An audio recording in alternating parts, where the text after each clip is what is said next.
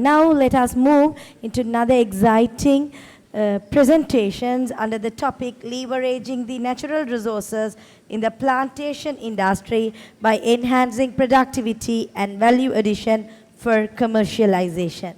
So to do the presentation, I would like to invite Mr. Sri Vijendran, Acting General Manager, Palmyra Research Institute, Palmyra Development. Thank you.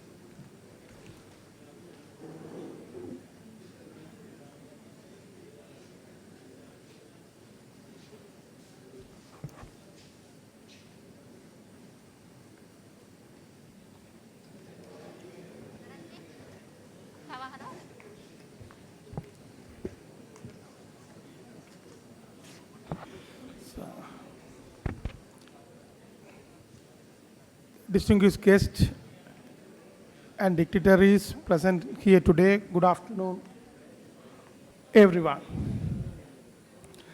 The title of my presentation is Research and Innovation to Enhance Productivity and Value Addition in Palmyra-based Industry.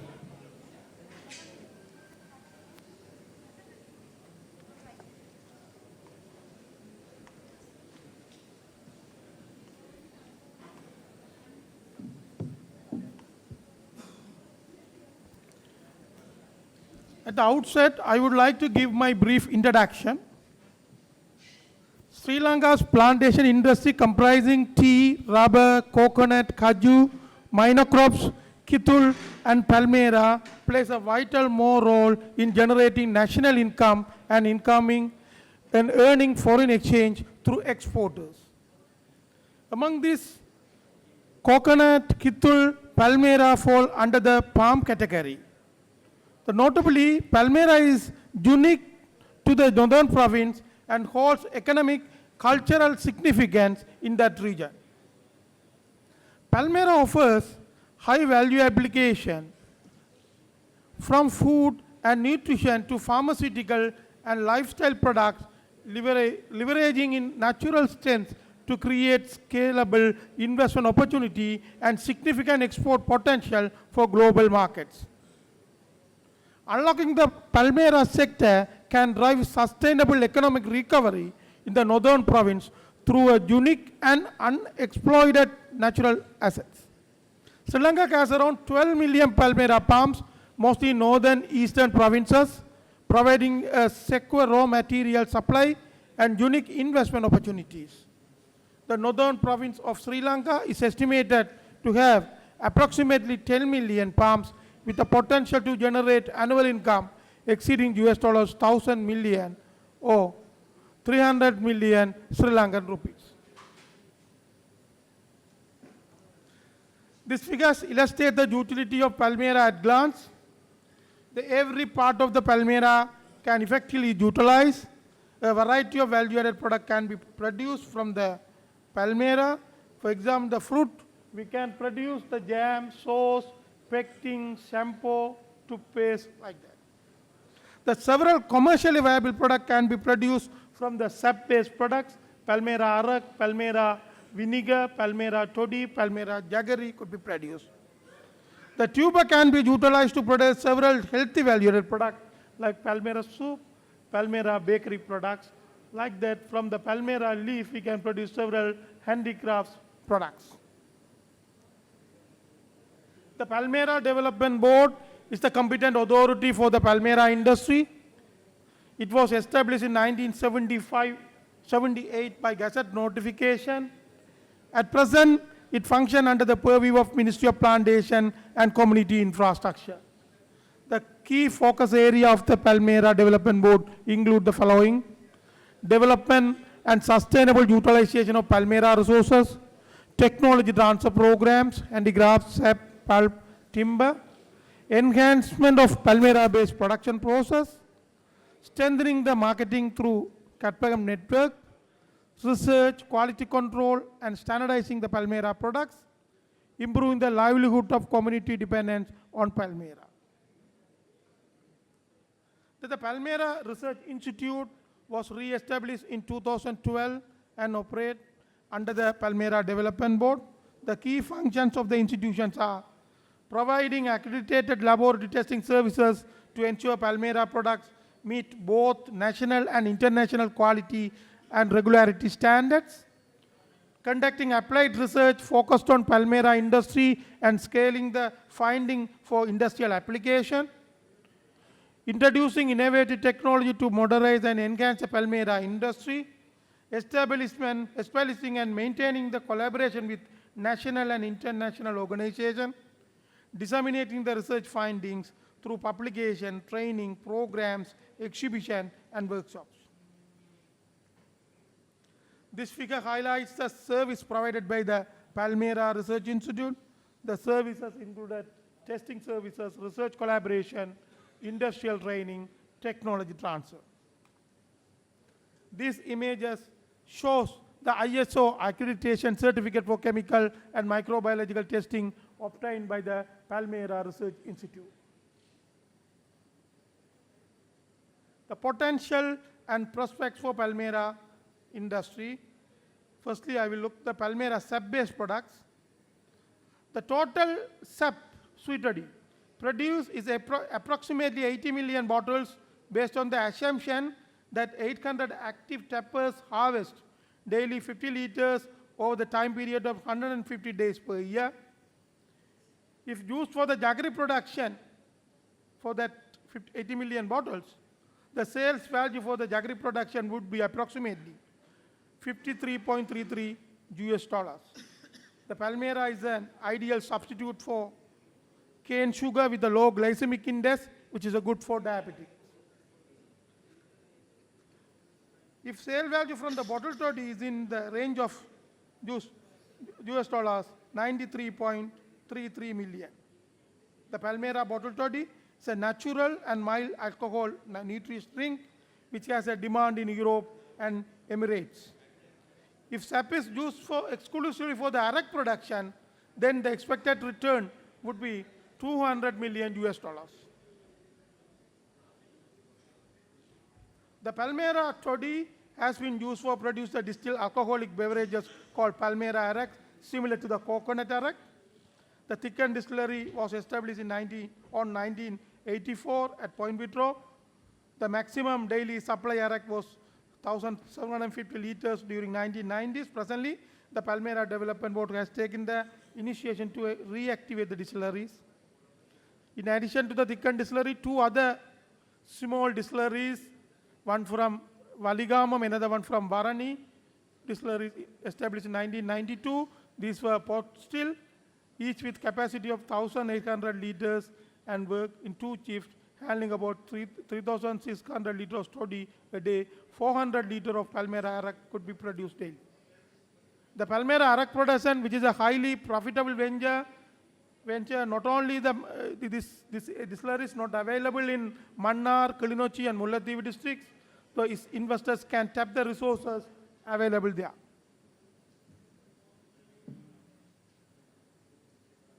The Palmyra fruit-based products. The net amount of pulp available per season would be 10,000 metric tons. If used for the bottle toddy production, the sales value through the bottle toddy would be 6.66 million US dollars.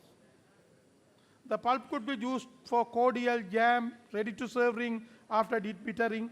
The sales value from the product would be 26.66 US dollars.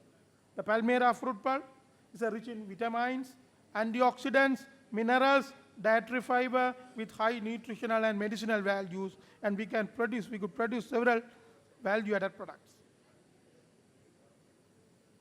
Palmyra tuber-based products. Assuming the 50% of germination of seeds, 150 million tubers are expected, 2,500 metric tons of flour can be produced annually. This at the present market price would be 9 million US dollars. If the tuber flour is converted to the value-added product, sale value could be increased by another 18 million US dollars. The Palmyra tuber has a high dietary fiber content, is beneficial to the patient suffering from constipation. Palmyra handicraft products. Palmyra leaves handicrafts are eco-friendly, biodegradable, and can be the best substitute for the plastic products. Handicraft from the Palmyra leaves represent one of the strongest inclusive enterprise model, generating over 333 million US dollars annually while supporting the women-led SMEs and rural employment. Global Red data indicates that Sri Lanka is among the top 3 global exporters of palm leaf products, with 325 shipments of the palm leaf exporters recorded shipped to countries including the USA and UK. Palmyra fiber-based products.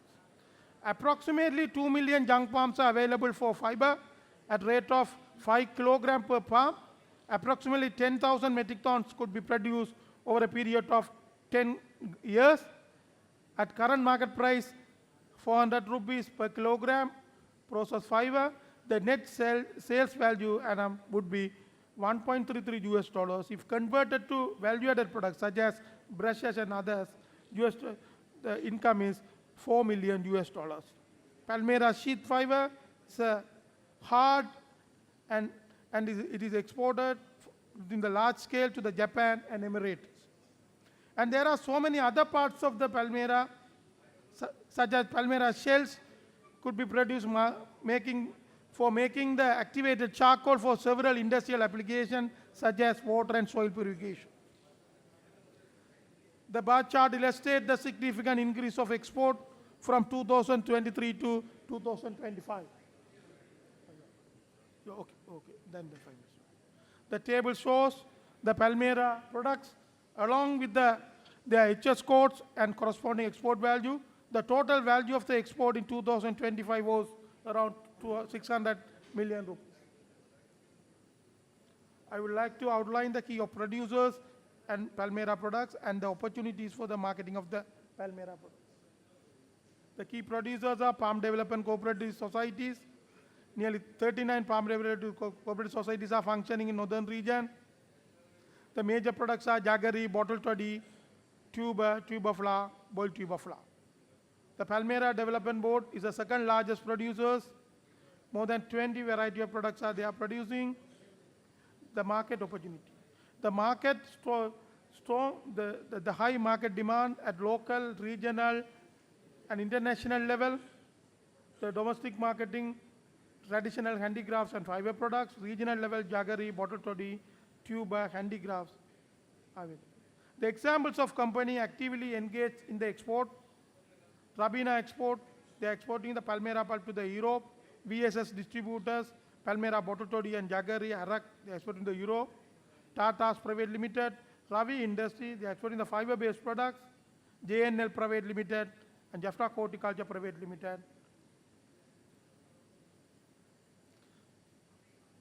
Finally, I would like to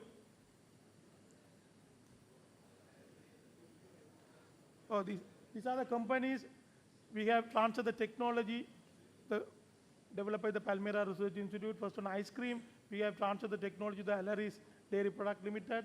Palmyra Fruit Pulp Sauce, we transferred the technology to Thinnai Food Product Limited.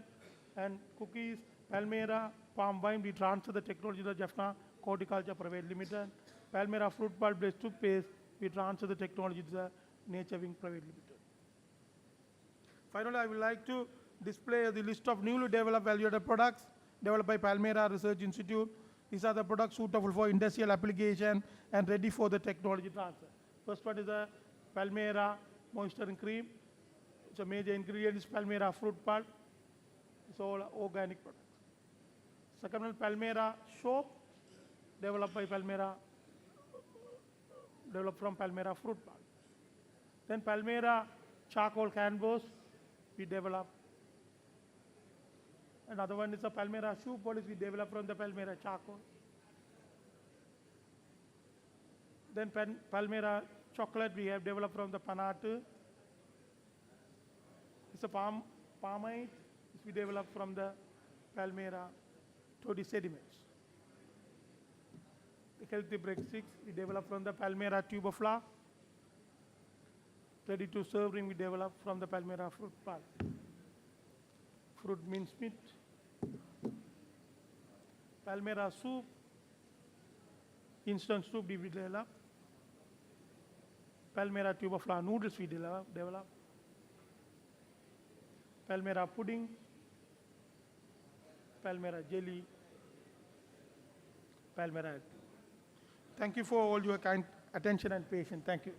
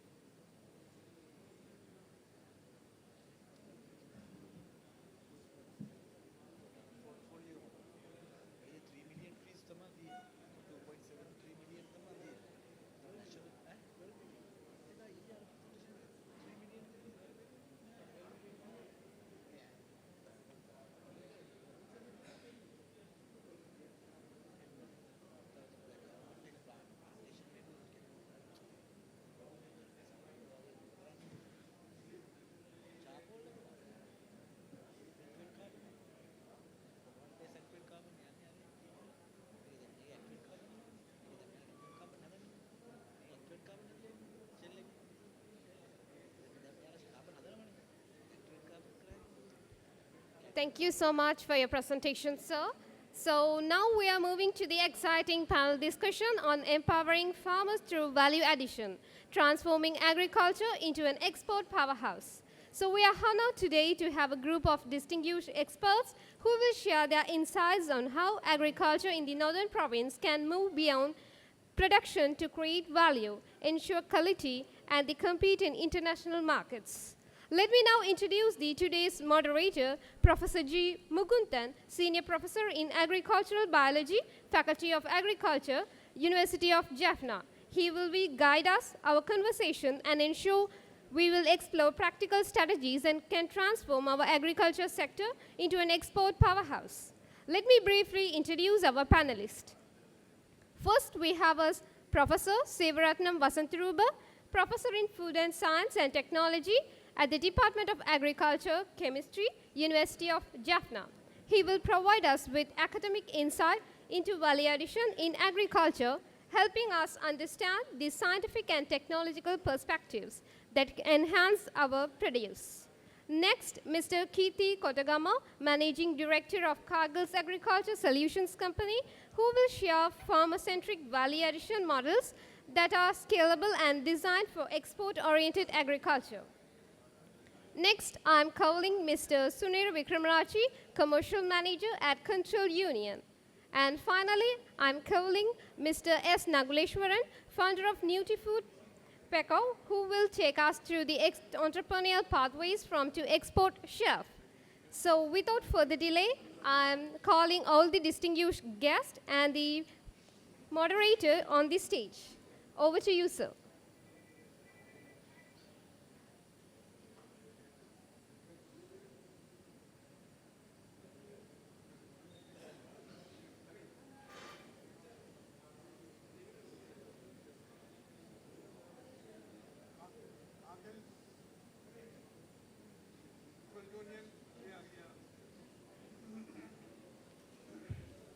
Good afternoon, ladies and gentlemen.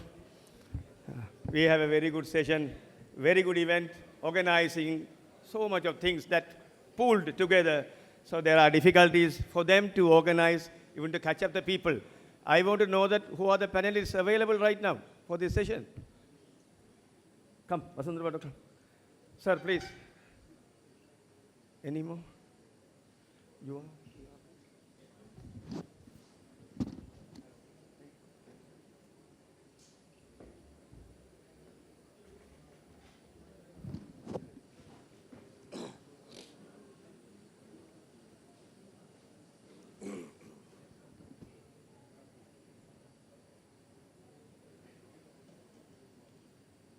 So we have 4 panelists to have a wonderful discussion today. Yes?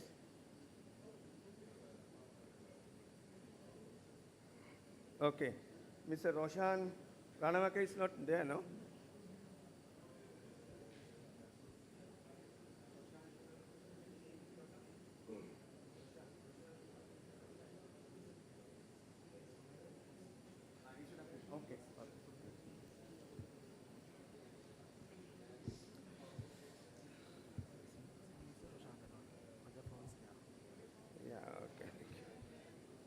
there are a few changes in the last moment.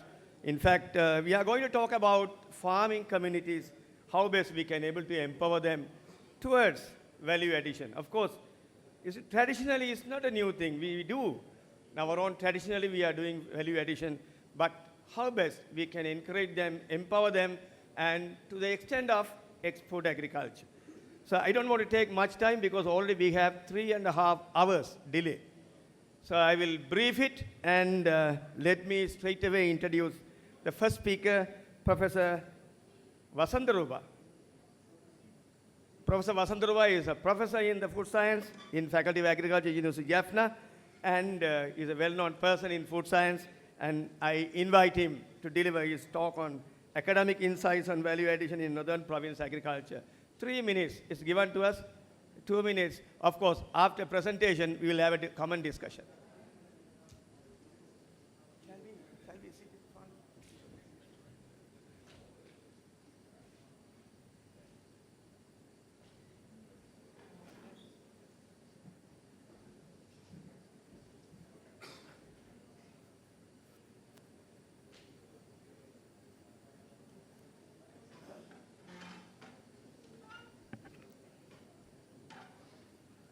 So, good evening to you all.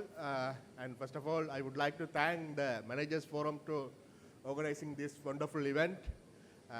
So, the title given to me is Academic Insights of Value Addition in Northern Province Agriculture.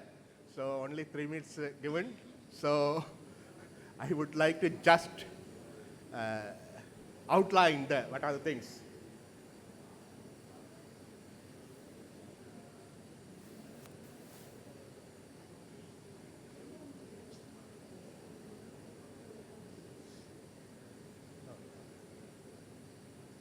Yeah.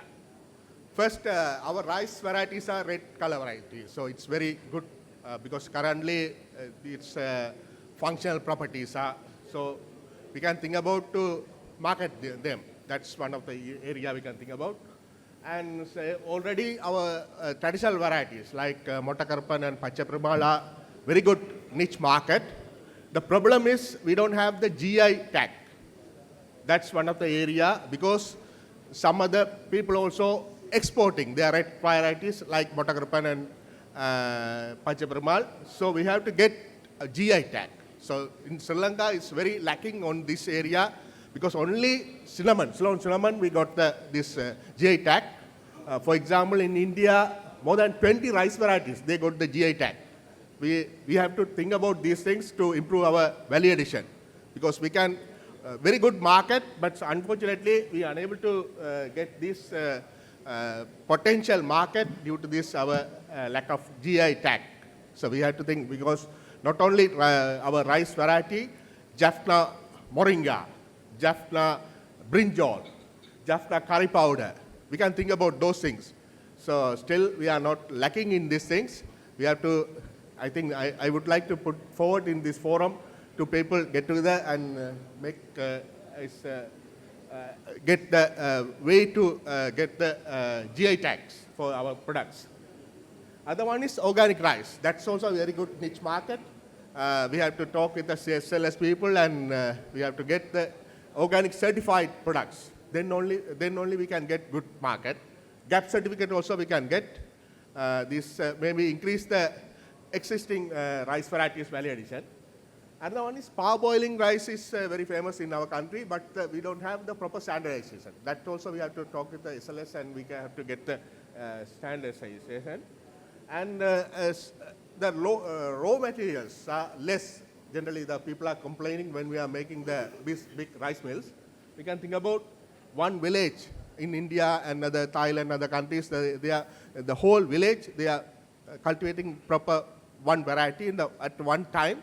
Then we can get enough raw materials. And after 2010, a lot of rice mills, we got some under the projects, we got a lot of rice variety mainly in the Vani regions. So most of them are out of service because we have to renovate those things and we have to think about the public-private partnership because we have to improve those things and these are some area I can to tell.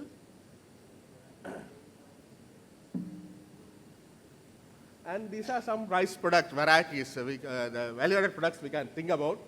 That flake rice or parched rice, in Tamil it's called aval. So red rice is very good. And puff rice, in Tamil it's called nellupori, so that's we can think about. And germinated brown rice is currently is very famous. It's rich in GABA, gamma aminobutyric acids. We can think about that also. And fermented rice, that's also, fermented rice is very famous for the good for the health. We can think about those things. Instant rice, we can develop the rice within 5 minutes. That's we can think about. Rice noodles or vermicelli, we can think about. Some instant hopper mix and ready-made adirasa mix is available in India. We can think about those things also. Rice bran oil is in one company in actually they have tried to produce, but unfortunately they are unable to get a proper quality rice bran. So that's why they stop it. But that importance we don't know. That we have to promote those things also. Fermented rice water is our traditional things we can think about to promote those things, and we can make it in the value-added products. Next, millets. The usage of millets are very less in our country.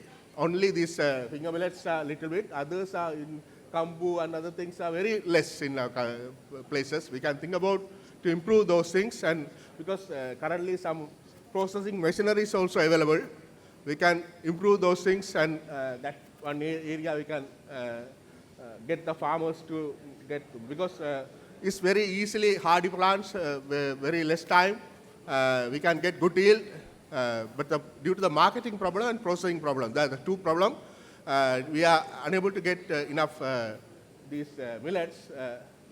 If we sold those things, and we can get good value from these millets. These are similar to this rice. You can take millet rice, millet flour, and some other things we can think about. Next one is we have a very good set of tropical tubers and yams. So these are mostly these seasonal products. So we can think about to value add, or I say at least dry them in the powder form, and we can develop a lot of value-added products. That's another way we can think about. Here these are the, for example, cassava starch. We can use the saga pearl or tapioca pearl. It's a chavarisi that we can develop.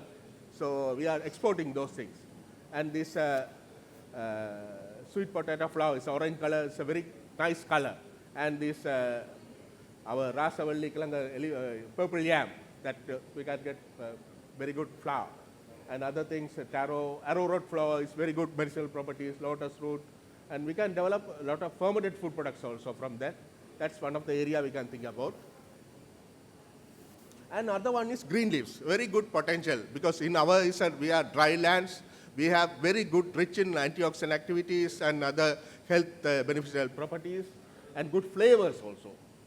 We can think about to cultivate in large extent and dried level. These are some of the examples I have put. Moringa leaves, curry leaves, centella or vallare or gotukola, testuisia in Tamil agatti, and ponnangania mukunuenna, this Oteranthra sessilis, coriander leaves, this tenga pukire or irvalanata, rambe, kurinja, this nannari, onion leaves. So much more. So I have put only small amount.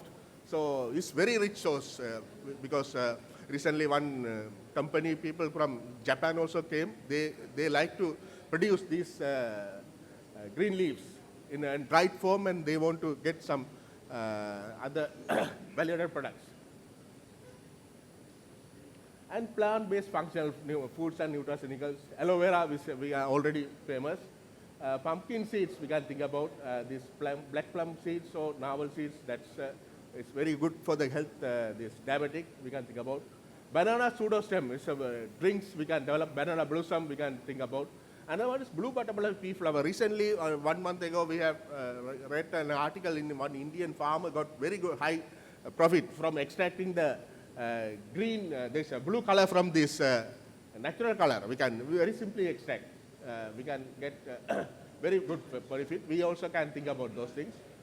Cassia flower, that's also very functional food we can think about. Belly or bale flower and fruit we can think about.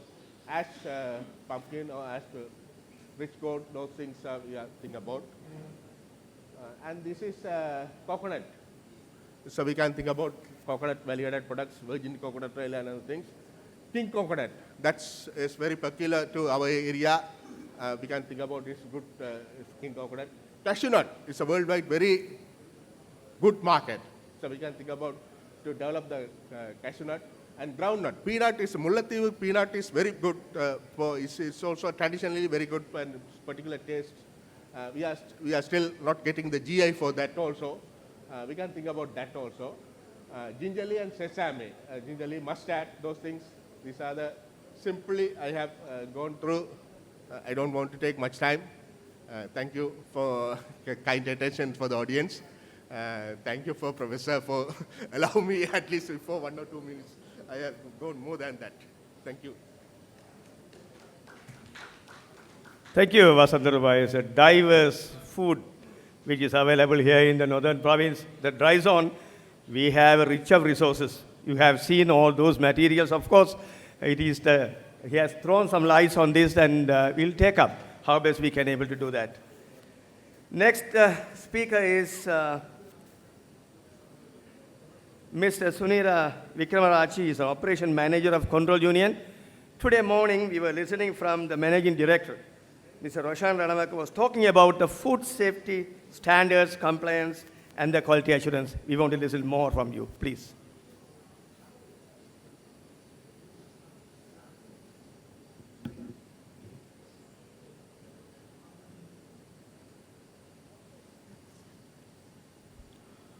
Okay. So, good afternoon, everyone. So, it's great to be part of this convention, NIS 2026. As you know, like I work for this Dutch inspection and certification body named Control Union. We have been working a lot with small farmers in the agriculture sector, as well as a lot of entrepreneurs to uplift and make them a space to showcase their products in different markets.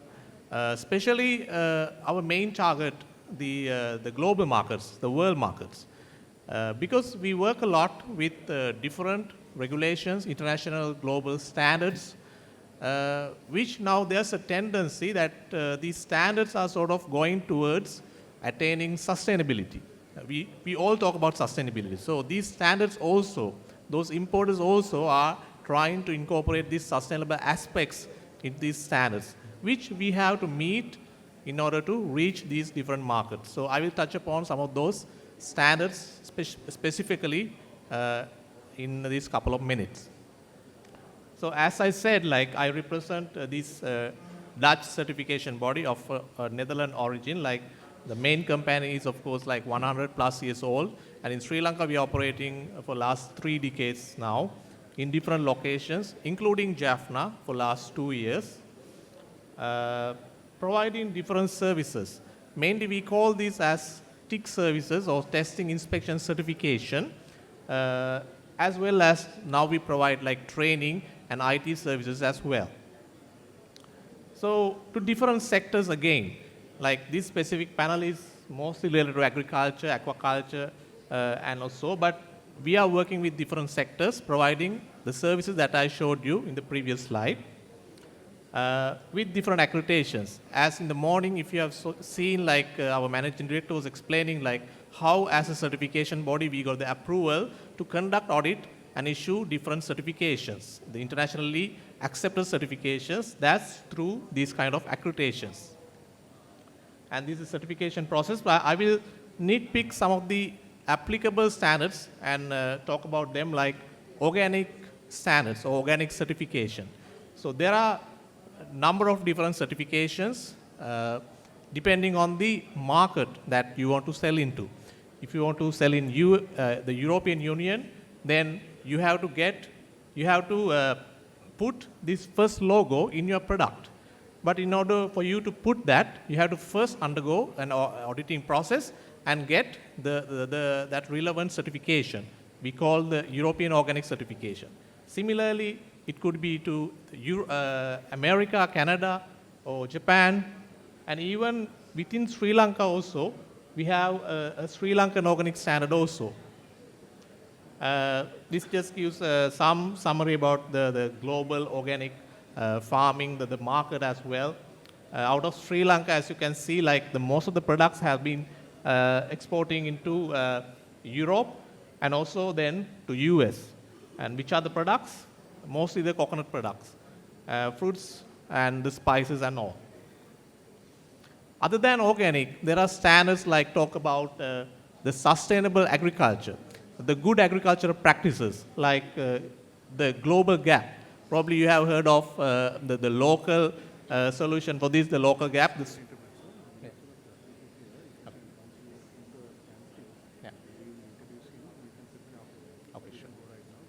So I was introducing some of these standards, international standards related to sustainable agriculture. So we were talking about sustainable agriculture today, like how we can do the farming, the agriculture, while protecting the environment, related to that as well, like there are a number of different international standards. So some of them you can see in the screen. Some of you probably you have seen like Rainforest Alliance and Global Gap. These are like very much known as even Region Agri, talks about regenerative agriculture, how to do agriculture in the regenerative manner, while protecting the soil carbon and all. So yeah, more or less these talks about how to do farming in a better way, like while protecting the people and the environment. So some of the details like how popular these standards are in the world, you can see here. So these of course are going to be applicable to this region as well. But the standards like Global Gap, of course, they are mostly for the horticultural products, the fresh products. So we can produce different agricultural products under these standards, either organic or as through good agricultural practices. But one can question again, like your buyers, the outside world, the market can question, like, is your food still safe to eat? So that's where the international standards related to food safety comes into play. So some of the standards are mentioned here in the screen as well. There's a hierarchy of that standards, like a beginner, a small entrepreneur who's producing some food product can start with a simple standard like GMP or good manufacturing practices, which talks about how to maintain the basic food safety in the final product. But when they grow up, and also there could be like higher standard demands which are related to GFSI or Global Food Safety Initiatives, like ISO standards and BRCGS. So those are also are being audited and issued by Control Union. And also sometimes there can be demands for non-genetically modified food. So if your buyer is demanding that, so there's an international standard for that, a particular standard.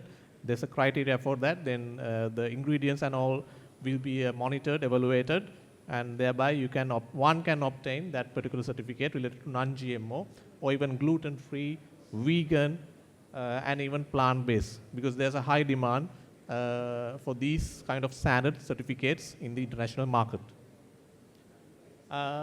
Also, these are like these standards are applicable for any industry, but also for food industry, agriculture industry. It's about the people, like how we are treating the people. The buyers of your products, buyers of the entrepreneurs of Sri Lanka in the outside world are also keen about how these products are being produced in the agriculture field as well as in the factories, how the workers are being treated, about the wages, about the child labor and everything. So that's why there are international standards like this in the world.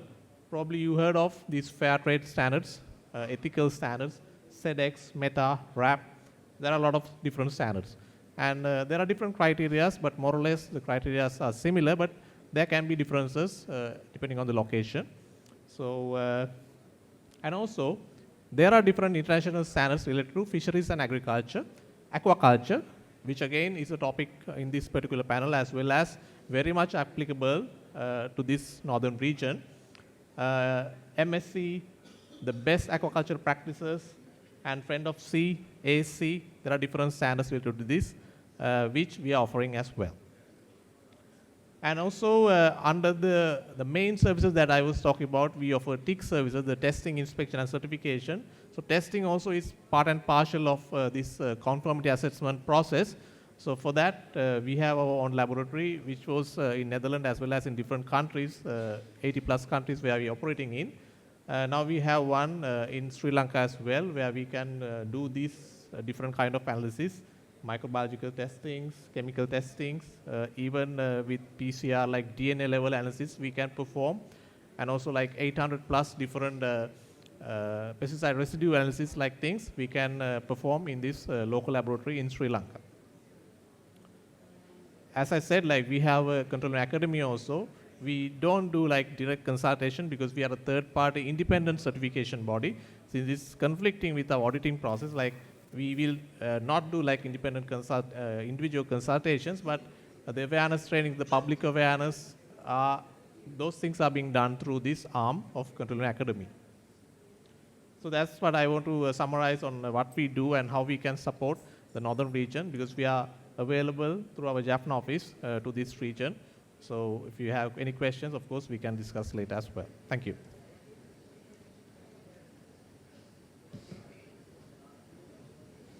Thank you very much, Sunira.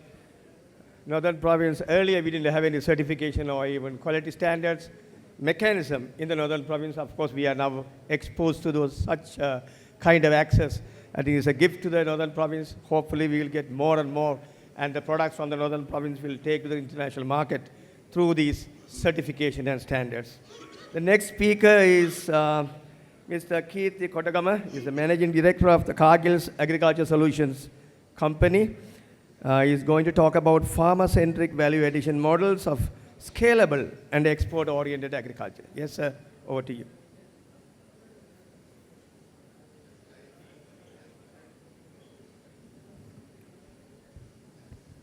Good afternoon, ladies and gentlemen.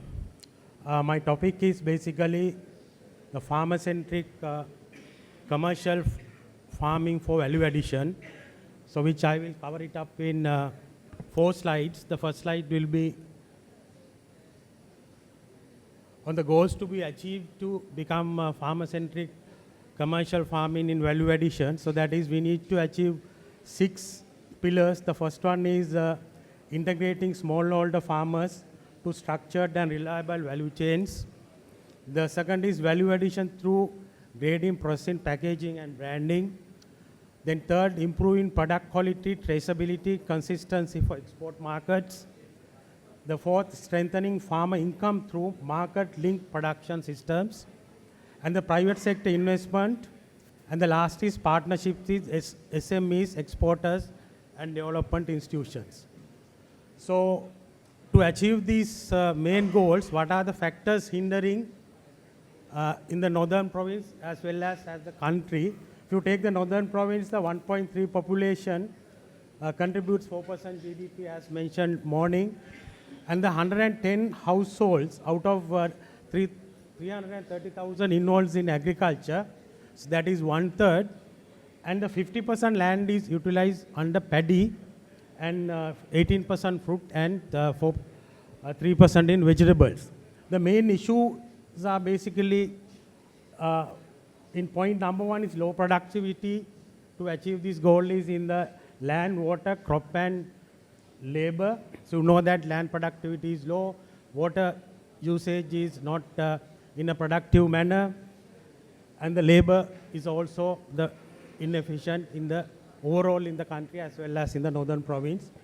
Then the herd mentality on the paddy dependency. So this is, I think, common to the Sri Lanka, because you do paddy, yalamaha, paddy. So you are not utilizing the paddy lands, especially on the yala season, to produce high value crops.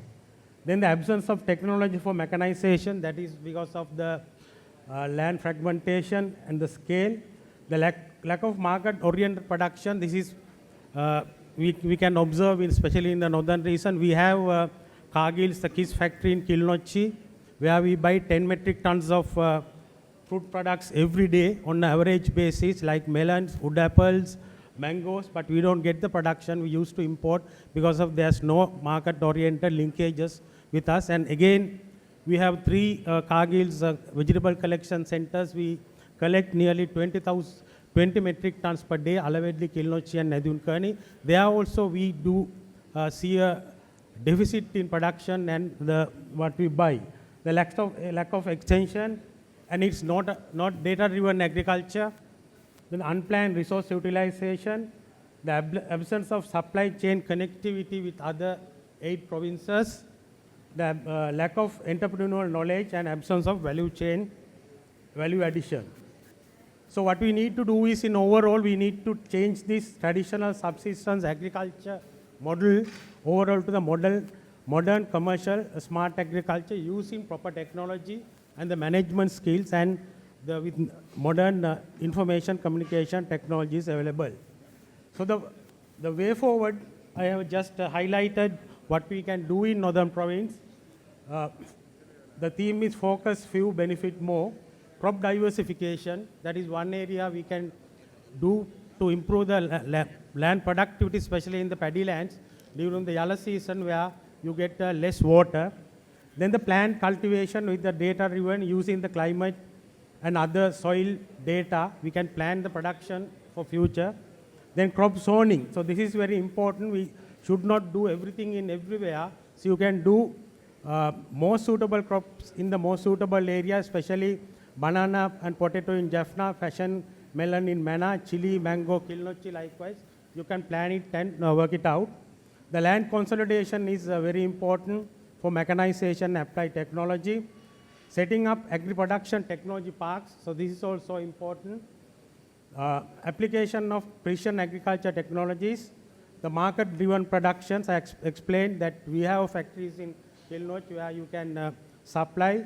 Hub and spoke production model, public-private partnerships, and value addition by setting up storage and processing facilities. Application of information communication technology in farmer connectivity and extension. The last, setting up support services like testing labs, packing materials, and other things. So these are the things that we can do it in commercial scale, value addition farming in Northern Province especially. Thank you very much.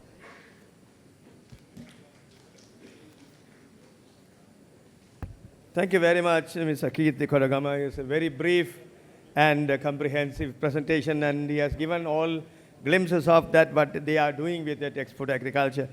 And the next speaker, I invite Mr. S. Naguleswaran, the founder of NutriFood Packer. He is going to speak on From Farm to Export Shelf, Entrepreneurial Pathway for Agriculture Value Addition. Over to you, sir. Sir, you want a slide?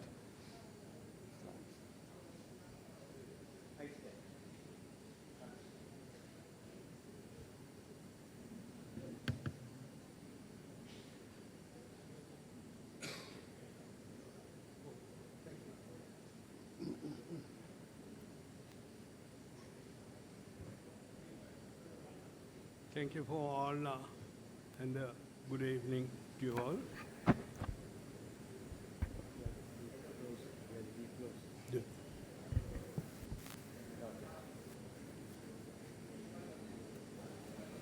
Just I have chosen my topic as the dehydration of moringa, because now moringa now capturing a big global market, it's a growing global market because of its highly potential dense nutritional value. Now it has been branded as the superfood and the most dense nutritious food of the earth. So it's now the moringa, which was earlier in our backyard, now it has been shipped to the farmyard.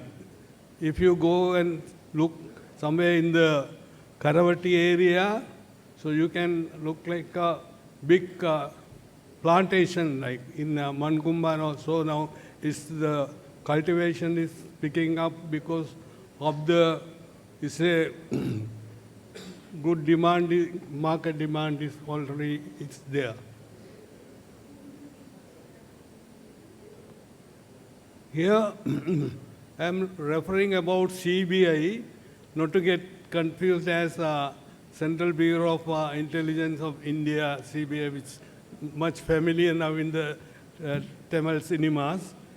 It's actually a Dutch-based organization, government, Ministry of Foreign Affairs, affiliated institution, working for the, is a center for the import promotion from the development countries.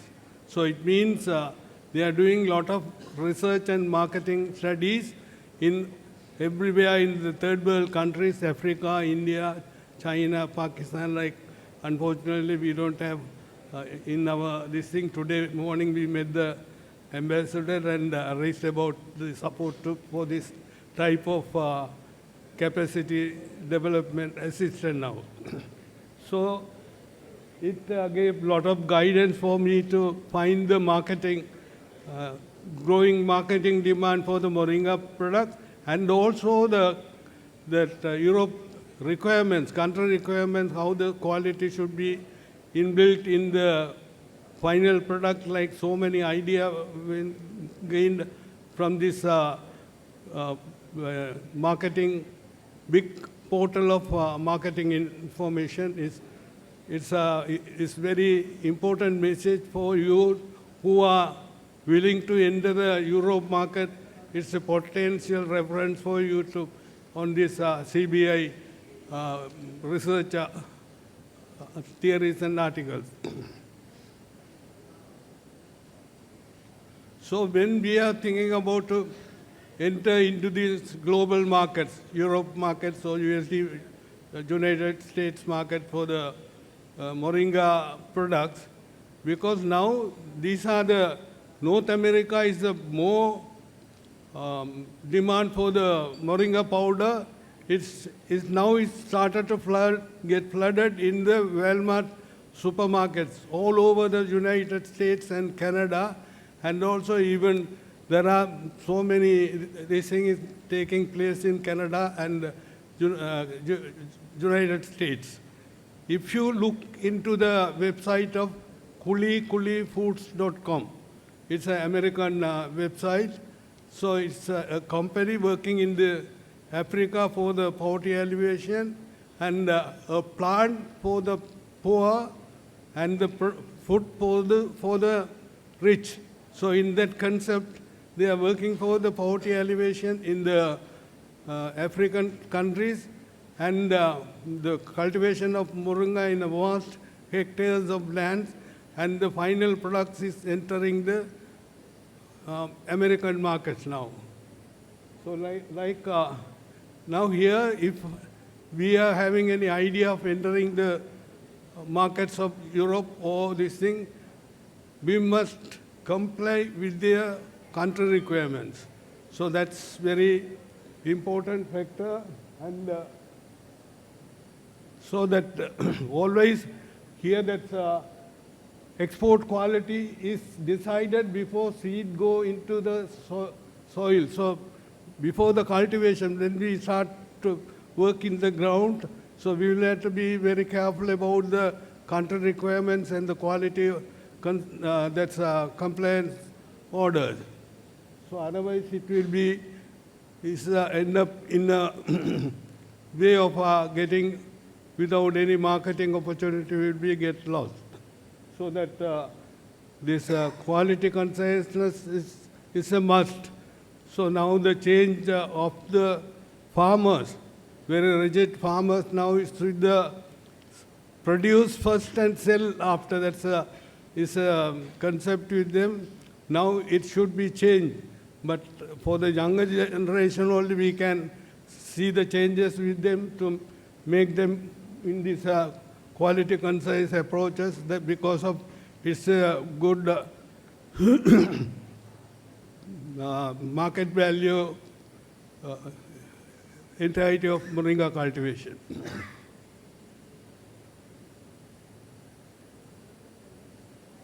Farmer-aligned protocols, it means the farmers who are cultivating the moringa should be get educated about the protocol, means what are the country requirements and what should be necessary for the quality standard to be take care and things to be well educated to the farmers in the field level, not as a classroom level only. It's in the field. Education should be conducted to the farmer with this and farmers should be organized so that not making as a groups and societies, but they will be get well educated with this country quality consciousness.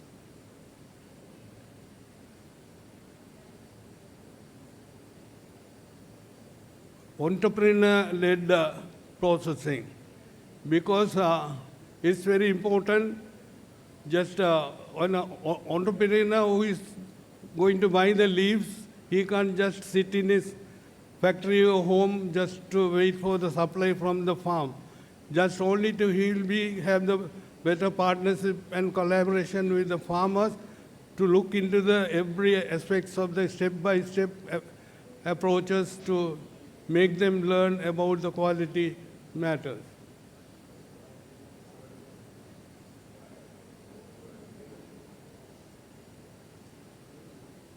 So that now in the younger generation should be motivated to enter into this type of new startup business, because they can only be with the smart agriculture knowledge and things to be better become familiar with them. Otherwise, the farmers, it's very difficult to change the mindset.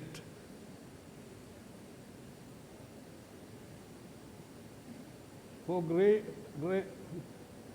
dehydration and handling, because control union is very particular about this GMP certification. That means the good manufacturing practices to be handled because of the hazardous analysis. All these type of trainings are given by the control union and other food safety organization, so that we must have these steps to be taken to consider in the entrepreneur side.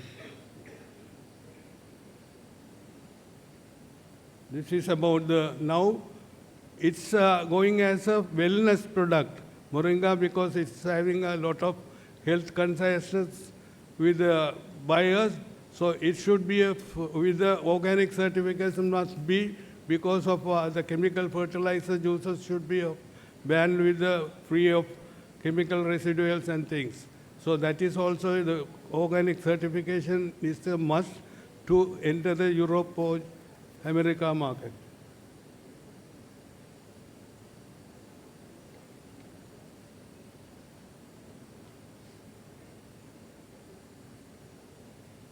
Because it's another problem with the Sri Lanka in the national level, even there the consistent, because one shipment will be there from a separate buyer or supplier, and another will be there that there is no any uniqueness in the product supply. So that is also a big issue for the export market. So that we must have the certain elements of important matters to be taken consideration into this, because it's an easy, very potential area, sector for the new investment to be get attracted in this sector of moringa cultivation and export. Thank you.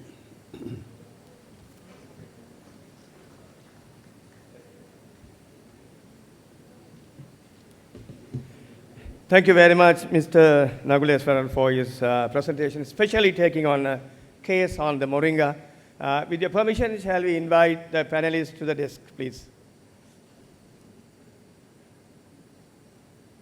Please come.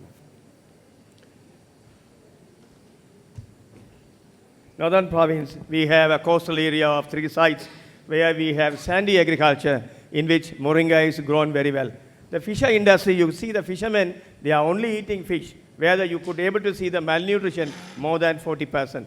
So there are projects that people have done research works, and they could able to grow moringa, including moringa, in the coastal areas, and they could able to see that they could able to even support the iron, especially for the women as well as the children. So with this brief note, I will invite the discussions now with the panelists. Please. Any questions, any clarifications you want to make it? Yes. Please give the mic. You want one mic? Is it on? Thank you for the presentation. It is fantastic. The Cargill's gentleman, all of you gave clear description. Thank you for that. Cargill's, the fragmentation, herd mentality, lack of technology, data not being there, these are challenges. And how do we solve that is one of the major issue. Now, next to you is the standard person. How do we bring the best practices from the world through your institution? Now, before that, maybe we will have to have competition, best cases to be picked up, honored, and sent around the world to get best exposure, so that when they come back, they become full entrepreneurs, farmers, to deliver. So that fragmentation, herd mentality is never going to disappear. Lack of technology, lack of data, these are persistent problems. The small fellows making noise will be always there. So we will have to come out of it and create success stories, and that requires the differentiation. So we will have to seriously sit together after this meeting. How do we pick up and great people in different sectors? And also, we can't go into everything. Moringa is a good example. It's a product that we can manage very well. And similarly, we'll have to identify 5 or 10 products. Others, let them do. The onions, the tobacco, let them continue. But at least we'll have to identify few strategic crops. And we'll have to use your hub and spoke methodology to put energy, knowledge, and investment and make them come out. Sorry, shall we take the answers from the panelists? So now, this is what we'll have, it has to come out. I hope I am clear. Thank you very much. You understand the question? Am I clear? It's a comment. Anyway, it's a comment on this. Thank you. Any more? Any clarification? Of course, the statements are valuable because there is a follow-up of after the summit. But the summit is going to do, it's not ending today. It has to go a long way. It has to take the message. And there are lots of procedures that have to be done. Of course, that is one of the comment that we take it yourself. Thank you. Any more? Yeah, thank you for the presentation all. My question is for Control Union. Is that possible to take GI certificate here for some traditional varieties here? For Pachai Perumal or Motakarapa? Yeah, in Sri Lanka, as the gentleman has correctly said, we have GI only for cinnamon at the moment. And earlier we were planning for the tea as well. And for cinnamon, Control Union was the one actually who got involved in developing the internal control system as well as the external actual control. So we were part of the control mechanism. And at the moment we are developing for pineapple as well. But of course, we have a big potential in the northern region. We have different products. We had that discussion before as well, especially for Jaffna curry powder.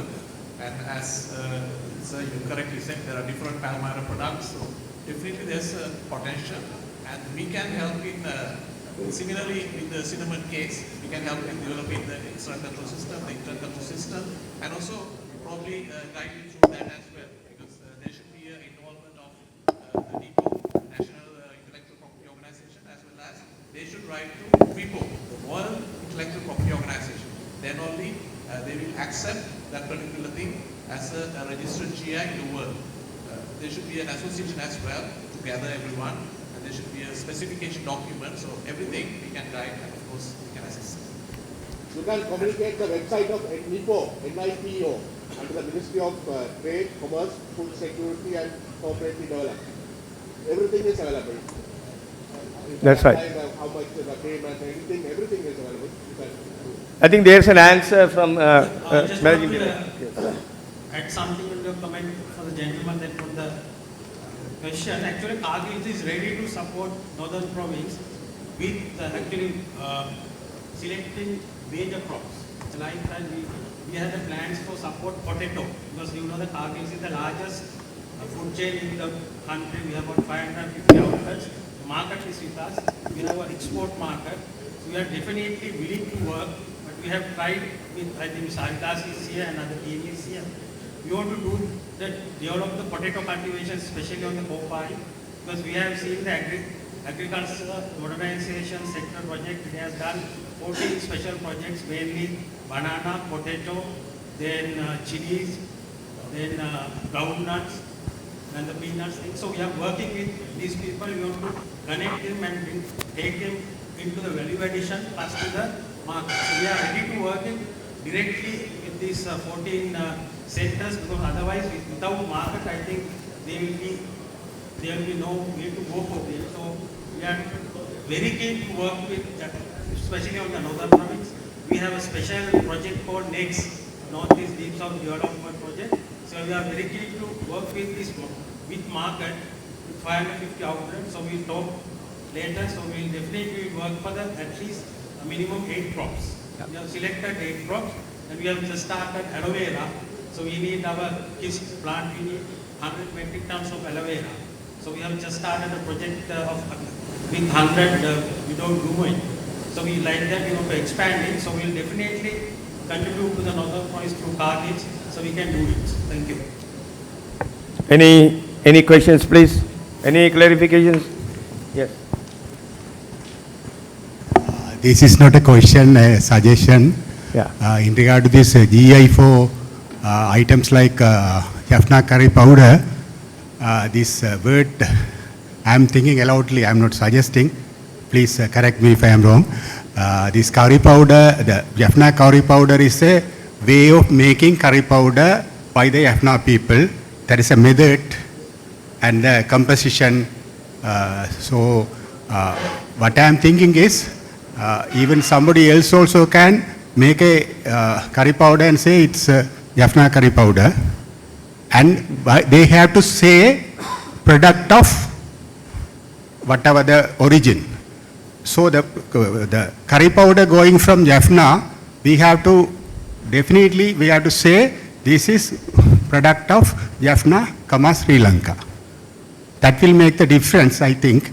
If it in case of this Punahari Motakarapan, we can simply say Punahari Motakarapan, we can get a GA certificate, and Matavil Katarika, Kuvil Kali, and so many things. But general things, I think we may have to have some different way of specifying the made in which place. I think that there will be some adjustments or standards that will match with the traditional characteristics of those products. It will be incorporated into that. Otherwise, you can't claim it that as a Jaffna products. Because currently, Rungulu buffalo curd, they are working. Rungulu buffalo curd, they are working. They are the product only produced by Rungulu area. Others can't claim that. Yeah. And it's about concern about the Jaffna curry powder. It's very difficult to claim as Jaffna curry powder because you know the Gundur Malavai from India, the Andhra Pradesh, that's now the main ingredient for the curry powder, and coriander from somewhere from Morocco and Algeria or so many countries. Not actually, it should be of Jaffna origin of which the ingredient. That's there are certain reasons under the intellectual property right. That's the institution making this type of work for the GI certification also. I think our University of Digital Link, Mr. Anuragavan, is also taking some interest on this area to make Punagari Motakarapan with the GI certification. Like, so there is some activities progress. Okay. So my concern is the Puneri Motakarapan, that is a GI, that should be grown in Punahari itself and a dedicated area. Yeah.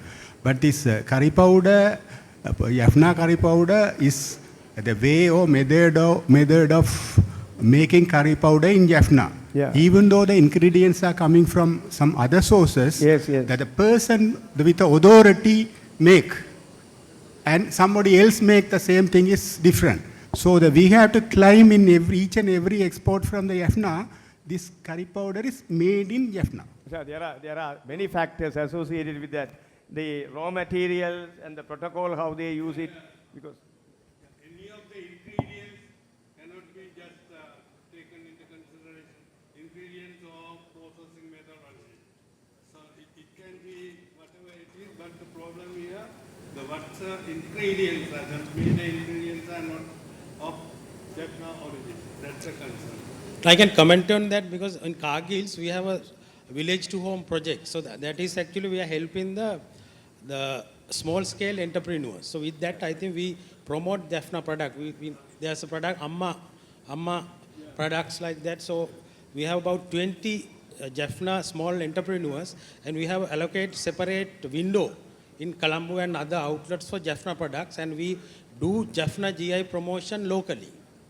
Even we did a Jaffna mango promotion for a period of 1 month, which was very successful. We are working with Mr. Justin Neutro, the Jaffna horticulture.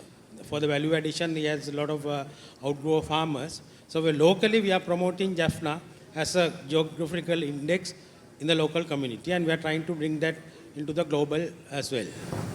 And also, like in the process of obtaining a GI, as we did in cinnamon as well, the first step is developing a specification document. So it's a document. It's like the legislation. So in there you have to specify what are the boundaries, what is your scope.